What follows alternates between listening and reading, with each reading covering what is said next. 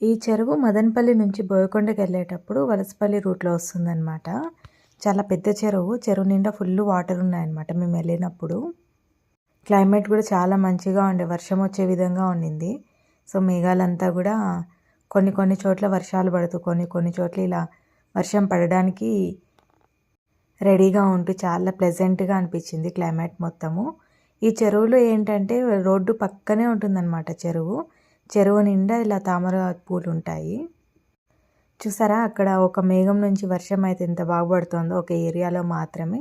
ఇటు సైడ్ అయితే వర్షం లేదు, కొంచెం దూరంలో అయితే వర్షం పడుతూ ఉంది.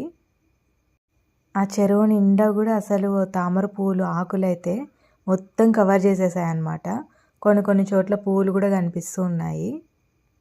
ఇలా ఎక్కడైనా తామర పూలు కనిపించినప్పుడు వెంటనే లోపలికి దిగేయకండి. ఎంత లోతు ఉంటుందో ఎంత పొడి ఉంటుందో తెలియదు కదా, జాగ్రత్తగా వెళ్ళి కోసుకోండి. Thank you.